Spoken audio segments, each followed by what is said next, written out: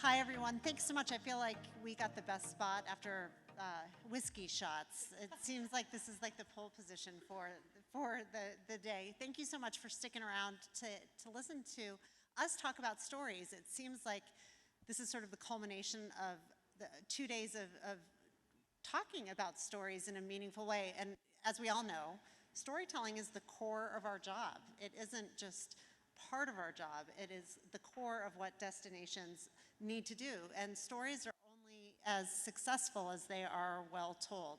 So we want to start by focusing on the most successful stories that each of my lovely panelists, DMO agencies and state tourism agencies have told and how they know it's successful. So we're going to focus there first on picking stories that are successful based on the way that humans who are wired for stories engage with them. So we're going to start with Laura. Hello. My name is Laura Brockway, and I work at Visit Albuquerque.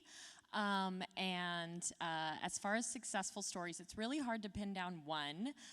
But one of the most recent kind of campaigns that we did that I thought was super cool and really special is our chef series, which you can see here. So how this campaign worked was it was me and my coworker Sarah, and she writes all of our blogs, and we would go to these chefs in Albuquerque, and some they ranged. Some were had worked in Michelin star restaurants and had won James Beard Awards, and others just owned mom and pop shops and hadn't been recognized yet. And so we went to their restaurants and we interviewed them, and then we asked them what their favorite meal was on the menu right now. And they made it, and we just filmed it with our phones and created a series with 10 dishes. And this is super cool, I think, for any destination to highlight food, because food is so important to every destination story, no matter whether it's a town of 200 or Albuquerque, which almost has 1 million. It's really important, and it's really varied, and it's half the reason why I travel is to eat more food, and I'm sure it's half the reason why all of you travel. So that was just really fun to tell, and it was a great way to highlight restaurants without just saying, come here and eat this dish. So. Josh, what about you in Arizona? What about these stories? Thank you. Hello, everybody. I'm Josh Coddington from the Arizona Office of Tourism. And one great benefit that we have as a state tourism office is that we have a great number of stories to choose from, to tell from all across our state. And we're very high in the decision-making funnel on kind of the inspiration phase. And so one way that we've tried to inspire people to choose Arizona is through kind of longer form video. And so that's kind of what I'm going to share here. These 3 images here are from our Meet the Makers series. And these focus on culinary, heritage, and cultural type stories from across Arizona.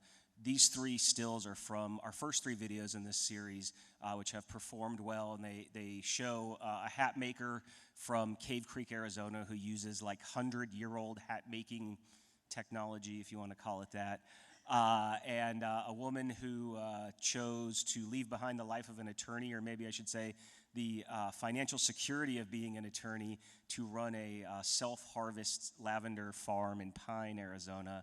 And then Hopi artist Iva Honeystawa, who makes baskets from yucca plants on the Hopi Nation. And one of my favorite things about the Hopi video is that it really shows how American Indian culture is not just the past and is not just history. And that's with so many tribes in Arizona. It's important for us to show that Native Americans are currently a part of our lives and our society, and they're living their own lives, and they're still making these things that are influenced by old traditions, but that they're doing it today. And you can go visit them today, and they want to share their community with you. Oh, and I also have one more slide I forgot. So the other side of it, of long-form video story, each one of those videos is about 5 minutes long, is the single image post. And I just included that because these are some of our most successful single image organic posts. And what I like about this one is it kind of flips storytelling on its head, because it just gives one beautiful image, and we've all done this, and it tells the visitor, you fill in the story here. You know, you decide how you might go visit this place, or who you would bring along, or what you would do there. So just kind of the long video form edge, and then the single image approach to storytelling. And Ashley, what about you? So I'm Ashley Beatty. I'm the Director of Marketing with Explore Branson in Branson, Missouri. So our most successful story is a little bit more unique. So it's Ozark Mountain Christmas. We in Branson really go big on Christmas, and the whole entire community embraces it. It's something that we started several years back. Originally, Branson's season ended in like October, which for an economy is not great. And so there was a collective effort around Christmas time and how can we really embrace all of the things that go into that season to lengthen the season for Branson. And so those efforts have really paid off. So this is just a sampling of some of our content around that, but we're known for our live entertainment industry, so our live shows, and more than half of them completely changed the show to a Christmas production during this time of the year, which is really fun for families to come and experience. And then we also have an award-winning theme park, Silver City, and they've gone full out for their old-time Christmas celebration out there. Over, I think, 8 million lights on park, and it's really something to see. And so just using that as a platform, this last Christmas, we actually implemented a new Bandwango Pass for our Ozark Mountain Christmas. There were over 30 partners across the destination that participated in that with us, and we saw almost 2,000 check-ins in a month and a half. And so that was really encouraging to see that this story is resonating with our visitors, and it's increased our visitation during that time of the year by 14% since 2018. So this has been very successful for us. Yeah, that is a very successful story. Really, it's so interesting to see how different each of these stories are, but driving the kinds of engagements that actually drive economic impact.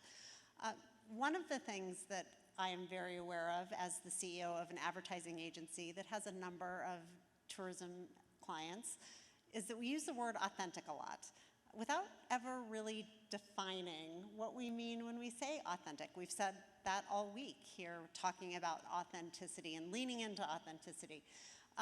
For us, one of the things that we do as an agency is use language to identify authentic engagements. And so what you see here, we're lucky enough to work with Tourism Santa Fe, and authenticity to us is the combination of place and people. It isn't just one or the other. And so to bring to life for Santa Fe and Tourism Santa Fe partners, stakeholders throughout the community, what it means to be the city different, we use language as a way to identify those authentic moments that really matter. This positioning statement here is really an invitation for the entire community to focus on how we can help them. At the end of this, you see that Santa Fe is a place to uncover your different. So for us as an agency, authenticity comes in the form of the people who inform the place and the place that inspires the people. But there are lots of ways to communicate authenticity in stories, and stories come to life best when they are felt authentically. So Josh, what are you doing in Arizona around the Arizona sense of authenticity that you're seeking to drive? Thank you, and I hope this image, is what people think of when they think of Arizona, whether they've been there never or a million times. This is an image of one of our top performing videos, which is Vacationing the Arizona Dude Ranches. And you can see kind of the statistics on there, and what I really want to highlight is that this whole video, get ready for it, is 9 minutes long. And it actually shows 3 different dude ranches in Arizona. And we get almost 3.5 minutes of an average view time on this video, which is really great. And we really like sharing it. And one of the other things that it does is that it shows the desert in Arizona, but it shows it as it really is, which the Sonoran Desert is very green and full of life. It's not barren sand and rocks and skulls and stuff. I mean, I'm sure there are a few out there, but and so that's one of the things that we really like about it. And like all of you, I've thought of authenticity a million different ways, and I just think of it, at least from our video approach, is that the video should look like that these people would be doing these things whether you are filming them or not. And so it's just their regular life, their passion that's driving them to do it. Are we playing the video? There we go. Peaceful, quiet. Arizona is a beautiful place. Circle Z Ranch is located in Patagonia, Arizona. It's the oldest running guest ranch in Arizona. I'll never take this for granted. I don't think I could. It's not the whole 9 minutes, don't worry. My name's Michael Orta. I am the foreman of Circle Z Ranch. We're about 14 miles away from the Mexican border. The ranch is close to 7,000 acres, and then with about another 100,000 acres of nature around us. Easterners think Arizona is just desert and cactus, and they get here and they see mountains, creeks, trees, all kinds of nature, and it's like, wow, I didn't know it was supposed to be like this. This ranch is family owned by Rick and Diane Nash. My mom and dad are managers. My dad's been here for close to 48 years, raising my daughter the house I was raised in. We like the small groups because we get to get involved with every single one of them. We go riding all over the ranch. We're from advanced to beginner, 6 and up, we cater to everybody. So our wranglers really get to get involved with those people, you know. We give lessons. I'm glad you did it. Loping, you know, she hasn't done it for a while and she was kind of scared. We got the lope in the water. Thank you for encouraging me. You're very welcome. You say what this ranch means to me, that's what it means to me. We treat everybody just like family here. So that guy is not an actor. That's the real guy. That's really who you would see there. And we used him to tell the story because it's his whole family. It's not even just him. He lives and works there, and his parents do, and his daughter is being raised there. So we feel like that's really authentic Arizona. And one other kind of side note is, I don't have a video for it, or I don't have the video of it. But another way to think about authenticity is unexpected authenticity. So we have part of our Meet the Makers series video is a guy who lives in a town called Holbrook, Arizona, which is along Route 66. And he makes sake, and he's Japanese, and he's from Japan. And he makes Arizona flavored sakes. And in 2018, he won an award in Tokyo for the best sake made outside of Japan. And so that's also authentically Arizona, just in a way that's maybe not expected. But because we're the experts on our destinations, I feel like we can share that story and it be seen as authentic also. Ashley, what about you? What are you doing in Branson for authenticity and telling authentic stories? Yeah, so Branson at its core, let's raise hands. Has anyone been to Branson? A few of you. Oh, yay. Okay, great. So if you've been there, the one thing that we hear every time that someone has been to Branson is, oh my goodness, these people are so nice. And it's true. I think at the core of who we are as a destination is this hospitality, like genuine kindness. And so the most authentic probably display of that story for us, I think, is our veteran story. So our destination is really big on veterans. We honor them every day of the year, but it really culminates with this event that happens, we call it Veterans Week, Veterans Homecoming Week, and that's November 5th through the 11th every year in Branson. And we welcome thousands of veterans and their families, and there's events that happen all week long. Again, the whole community is involved in that. Whether you're at a live show and they recognize them and have them stand and do that at every single show, or you're going through a museum and you'll see one of the staff members shake the hand of a veteran and thank them for their service. That's very common to see in our destination. So we make a lot of content around our Veterans Week celebration, specifically around our Veterans Day Parade, which is our annual event that's been going on for 92 years, which is crazy.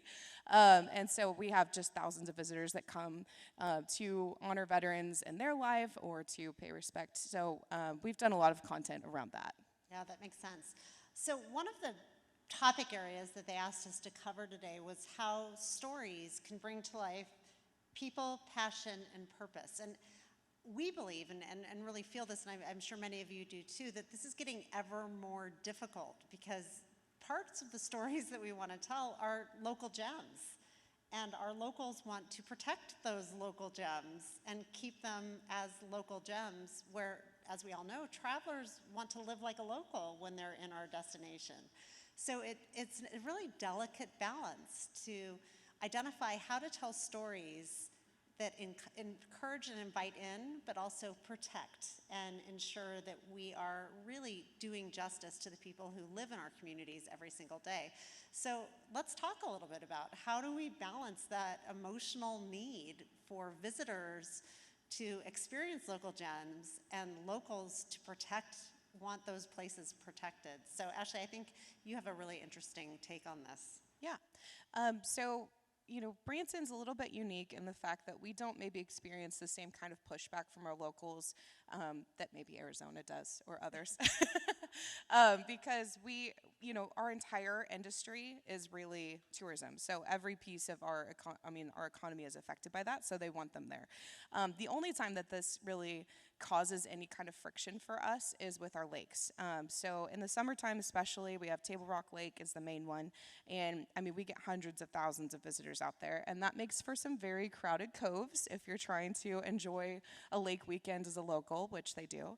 And so we were trying to brainstorm about some ways that we could tell that story where you could still come and experience the beauty of the lakes and get a local feel, but maybe let's spread it out a little bit. And so we actually had a member of our team, Lauren, she wrote this vacation guide article, and it's called 3 Pristine Lakes in 12 Hours or Less.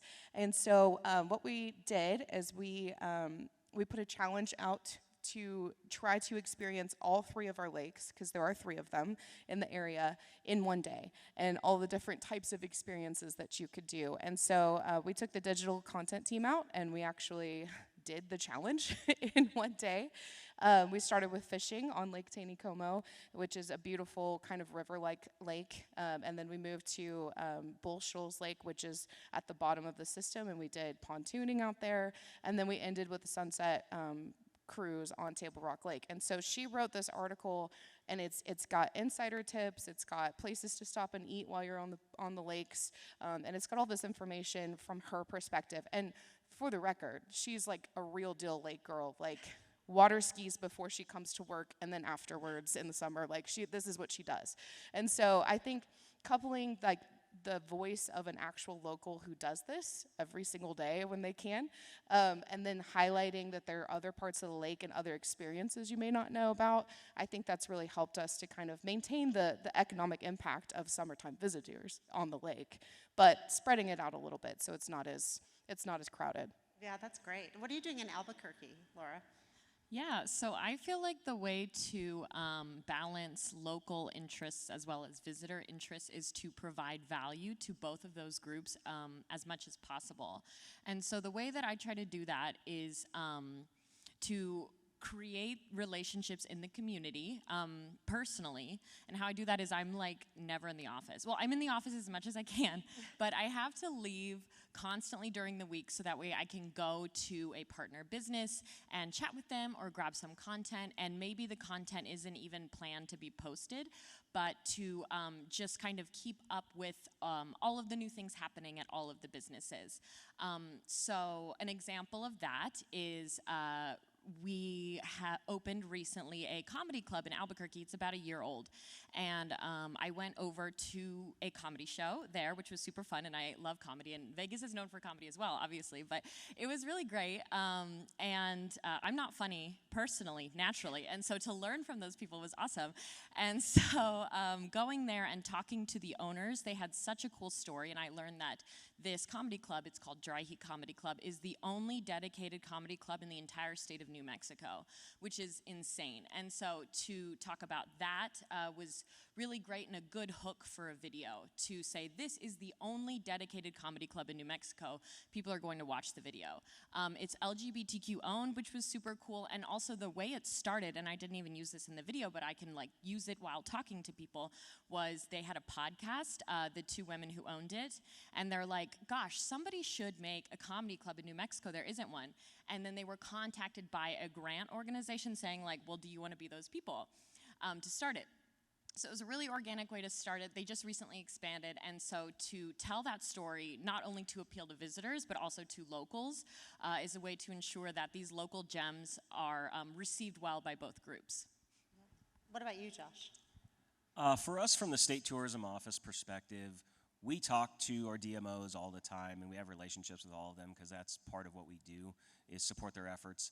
And so we make sure that they know that we hear them, that we're listening to them, and that we're trying to send them what you might call increasingly enlightened visitors.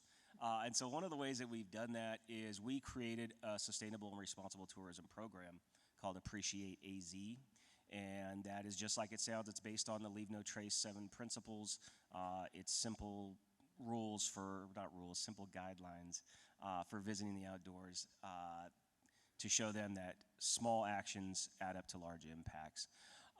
And one town you may have heard of in Arizona is called Sedona. That may be relevant to this topic. It's very popular, and one thing that they did is they created a guide called Sedona's Secret 7. And Sedona's Secret 7, just like it sounds, is 7 lesser used trails that they promote to visitors to disperse the traffic, which actually works really well. And then one other thing that we do is, one of the things we heard from the DMOs is they said, well, what if you did like how to do something the right way? And so we kind of ran with that, and we have a number of stories on our website that are called like how to visit the Grand Canyon the right way, or how to visit Horseshoe Bend the right way. And even though it's kind of preachy a little bit, they get read well, especially by first-time visitors. And so it's just, a number of tactics of kind of letting the residents know that we hear them and that we care about them. And, sometimes we remind them that they're not original residents either. But, is anybody really from Arizona? But anyway, so that's our approach. Great. So one of the things that is so interesting is every single destination in this room and in the country truly has amazing stories to tell. So it's hard to pick the stories, right? It's hard to pick stories to focus on in general. There's so many for us to choose from, for all of us to choose from. So how do we bring those stories to life in a way that makes them balance out with all of the other great stories? I think, Laura, you have some really interesting ones in Albuquerque that you have an approach to this that's really cool. Yeah, so Albuquerque is definitely a culinary destination. And we were, in 2023, named one of the top places in the world to visit for foodies. So this is a really big deal for us. And so in order to find out what stories to tell, first of all, I always focus on culinary. I think for every destination, if you are like looking for some quick engagement and like quick numbers, if you do a video on culinary, you'll definitely get those, especially if it's like shot well and if the food looks good, people will watch. But beyond that, beyond the culinary aspect and beyond the value or the themes of your destination, I think that it's really important to interview the partner that you are covering. So in this video here, I'd interviewed this group. It's called Tiny Grocer. So it was a new micro grocer in Albuquerque they sourced all their food ethically, and they were just opening in Old Town, and they're like so cute. And so I was like, oh, that's such an adorable video. I'm gonna go and shoot that. And then while I was there, I learned that they also recently opened a cafe in the micro grocer that was indigenous owned. It was indigenous soul food, which is such a unique combination, and I have not seen that anywhere else. So I was like, oh my gosh, there's another story. And then the third is upcoming in Albuquerque at the end of April. We'll have the largest powwow in all of North America that takes place in the city. So I'm going to use clips from this video in a roundup of indigenous-owned restaurants in Albuquerque, because people will definitely be looking for that. I never would have known any of these things if I hadn't interviewed the initial owner of the micro grocer. And so here's just a couple of questions that I start with. But beyond that, I just really love yapping and like asking people questions, and sometimes like personal questions like, well, how do you feel about that? How did you feel when this was happening? And you can get super cool stories from that. So. That's great. So I'm about to show you a video that comes from work our agency did, and this is for a client in Colorado. It's a resort town in Colorado, Snowmass, and most of the pictures that you see of people skiing in what they tag as Aspen actually occur on Snowmass Mountain. It has the most skiable terrain in the US. It also has the most access to outdoors from any of the lodging. And that was the story the client wanted to tell. And what we uncovered as we were working with the people who visit Snowmass was that the destination itself brought out something in them that they didn't know existed. And so rather than showing blue skies and white powder and beautiful bluebird days, just like every other resort in the country, we wanted to tap into what was inside of visitors in a way that allowed the story to come to life in an unexpected build for how outside influences inside. It's called the outside side.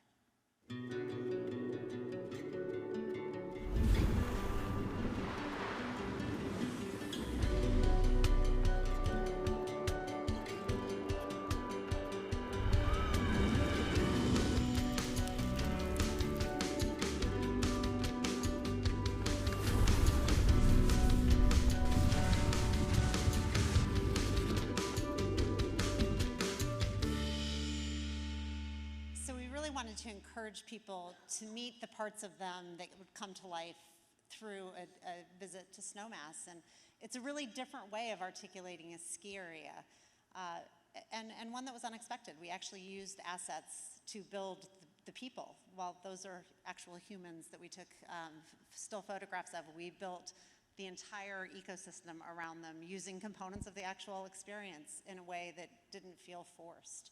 What about you, Ashley? How are you working on these stories and which ones to pick? So for us, we try to ground it in our three brand pillars, which is our live entertainment, outdoor adventure, and family fun. We're really big on the family piece. Most of our demographics are families with children that come and visit. And so when we're looking at storytelling and which stories to tell, we just want to make sure that we're highlighting those three pillars and that we're really grounded on like our core values. And so we do that in various different methods. I think the most exciting, newest thing that we're doing, we've partnered with the Kansas City Chiefs, and so that's really exciting. Do we have Chiefs fans in here? Okay, all right. So we did sign a deal with them last August, which, hey, was great timing on our part. And so we did that because they have some of those same things. So it's you experience games with your family, and you do it over and over again, and you have that fun and excitement and the entertainment value. And so partnering with them, we're working on new content that kind of shows off both of those sides of our destination and aligns that with the Kansas City Chiefs. So we're excited about that. But I think it's finding ways to make the visitor or the user, whoever you're reaching out to, feel the way you want them to feel when they're in destination. So. Absolutely. One of the things that we don't talk a lot about at these conferences are when there are hard stories to tell.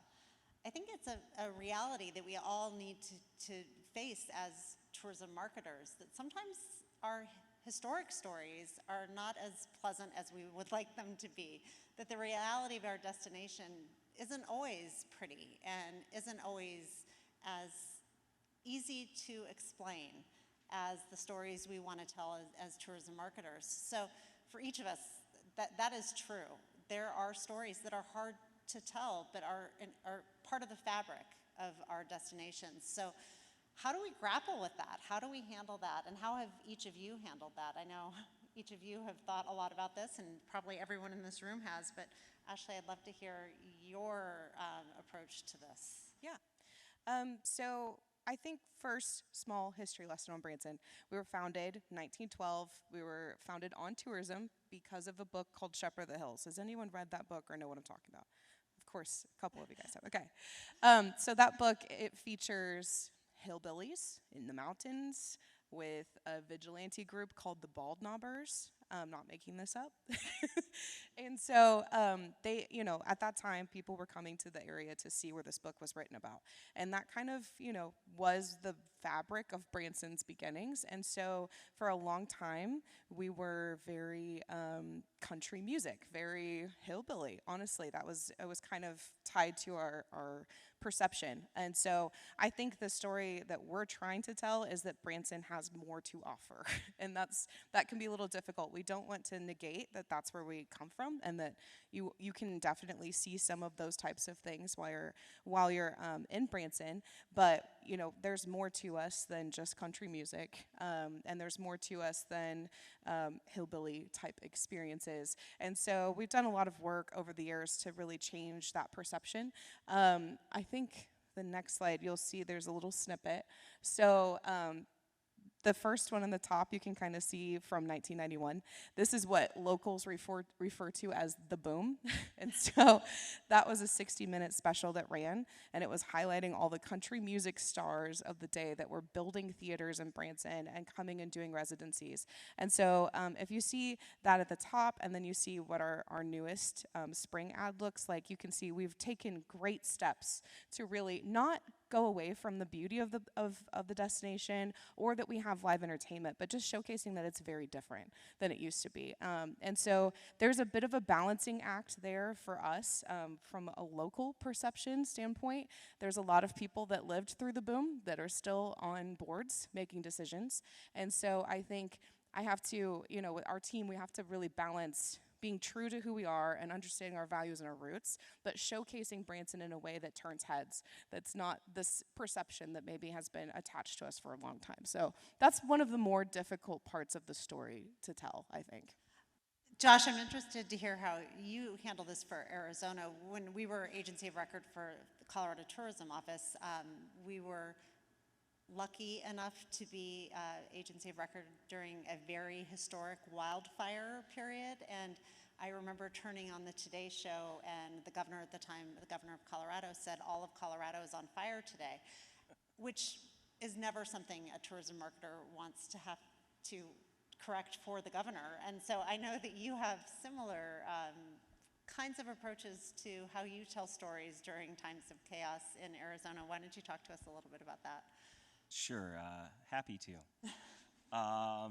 So I feel like Arizona is always somehow in the news for political reasons, and I'm not turning this into a political discussion. We're just going to take that and throw it behind us, because we don't really have a huge capacity to influence, and I'm sure all of us in different states have experienced what happens when some people try to tell your story for you, and it creates an image of your state that's not accurate.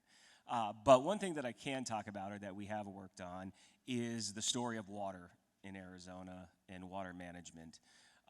And if you believe the headlines, you would probably think that Arizona is running out of water, or that you might turn on the tap and there's nothing there. And it's not just us, it's lower basin states.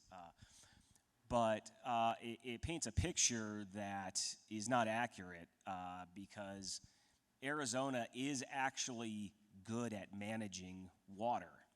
And part of the reason the state has been able to grow continuously over the past decades is because of policies that were put in place decades ago to both manage water and to recycle and reuse it for golf courses.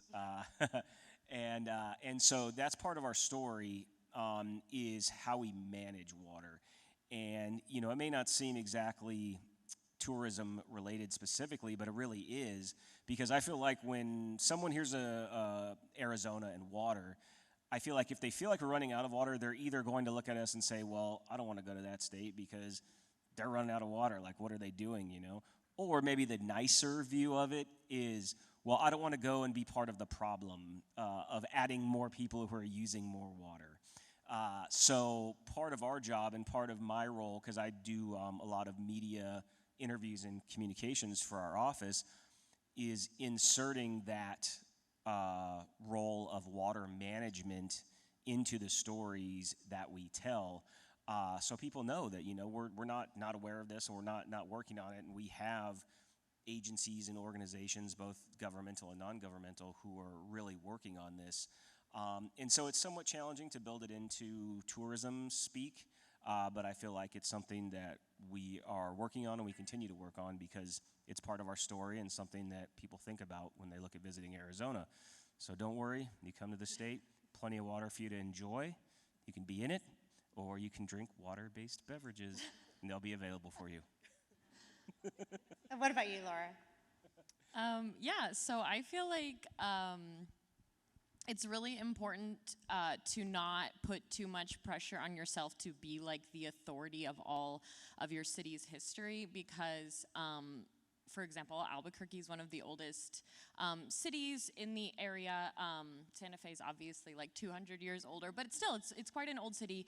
It's older than a lot of cities on the East Coast, so there's a lot of history there.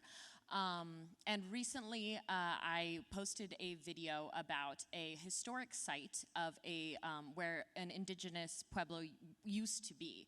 And it was the Quawa Pueblo was the name of it. And it is a super affordable activity to do with children. It's in just a beautiful spot. So it's really, really worth it to post. However, the name of it is not the Quawa Historic Site. It is the Coronado Historic Site. And the reason that this group had to move centuries ago was because the Spanish came up and there was conflict and they had to move. So why was it named after Coronado instead of the Pueblo? I don't know. But I posted it. I made sure that the caption talked about the people that lived there and that those people still are here today. They were absorbed into other pueblos. And I knew that questions would come about the name of it. And within an hour, we'd received like 2 questions, and I knew that was going to happen. So all I did was I said, great question. You should ask the historic site. Here's their number. And I feel like this was the best way to go about it because I'm not the authority on it. I got a marketing degree, not a history degree. I'm not even from Albuquerque. I'm from Kansas. So it was really important to tell that. And in my own like small way, I feel like it's the most ethical thing to do because it brings awareness to this site. It brings awareness to the conversation that maybe we should rename it, and it brings more people into that. So maybe if they can call the right offices, change can happen. But I did my part, which was bring awareness to this beautiful site that anybody can go to for less than $5, and it's definitely worth it. And it's right near Albuquerque, 10 minutes away. So if you guys come, check out that video. So Yeah, I think overall, it's super important for us to acknowledge the fact that every place has good and harder stories to tell. And pretending that the harder stories don't exist just does a disservice to your office. So we have a few more minutes. If there are any questions for the panelists, we certainly can answer those. But I know we are at the end of the day after bourbon. So if there are any questions, we'd be happy to answer. But thank you for your time and attention on the storytelling session. No questions? Great. Everybody enjoy your night in Vegas. Thanks so much.